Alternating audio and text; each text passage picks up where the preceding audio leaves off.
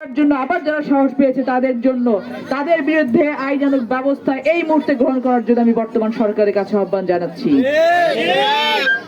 আজকে আমি কিছুক্ষণ আগে যখন এখানে খেলা চলছিল, আমি বসে খেলা দেখছিলাম, তখন আমি শুনেছি আমার দুয়ারিয়াতে আমার একটি ভাইয়ের জমি থেকে প্রায় 7-8 বিঘা জমি থেকে কলা গাছ, আম গাছ কেটে নিয়ে গেছে কারা যেন। আমি আমার আইন শৃঙ্খলা রক্ষাকারী বাহিনীর কাছে উদাত্ত আহ্বান জানাতে চাই, অনুরোধ করতে চাই, দাবি রাখতে চাই। দুর্বৃত্তের কিন্তু কোনো দল নাই, দুর্বৃত্তের কিন্তু কোনো সংগঠন নাই, দুর্বৃত্তের কিন্তু কোনো পরিচয় নাই। একটি সময় গেছে, আপনাদের মনে আছে যে বাসে আগুন দেয়া হতো, হামলা করা হতো, নাম দিয়ে হতো বিএনপির, ছিল না এরকম? বাসে আগুন দিয়ে, ট্রেনে আগুন দিয়ে মানুষ মারা হতো, নাম দেয়া হতো বিএনপির। এটা করে কি করা হতো? যারা সত্যিকার অর্থে বাসে আগুন দিয়ে মানুষ মারলো তাদেরকে কিন্তু বাঁচিয়ে দেয়া হতো, তাদেরকে আইনে আনতে দেয়া হতো না। সেই বাংলাদেশে আমরা ফিরতে চাই না।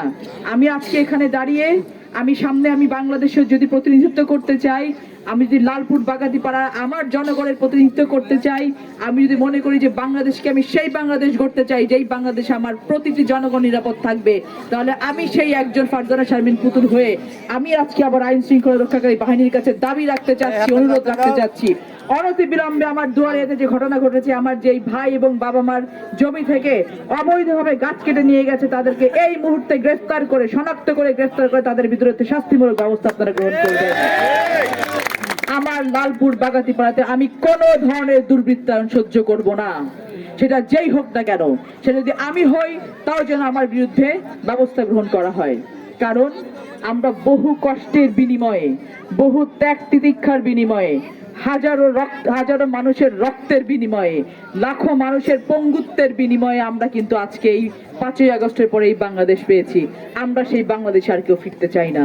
আমরা সেই বাংলাদেশে ফিরতে চাই যেই বাংলাদেশে আমাদের স্বাভাবিক মৃত্যুর নিশ্চয়তা থাকবে, যেই বাংলাদেশে আমার মৌলিক অধিকার আমরা প্রতিষ্ঠিত করতে পারবো, যেই বাংলাদেশে আমার সন্তান যোগ্যতা আছে মানে চাকরি পাবে, যেই বাংলাদেশে আমার সন্তান সুশিক্ষা পাবে, যেই বাংলাদেশে নারী পুরুষের ভেদাভেদ থাকবে না এবং নারীদের ভেতরে নারীদেরকে নিরাপদ একটি পরিবেশ আমরা দিতে পারবো।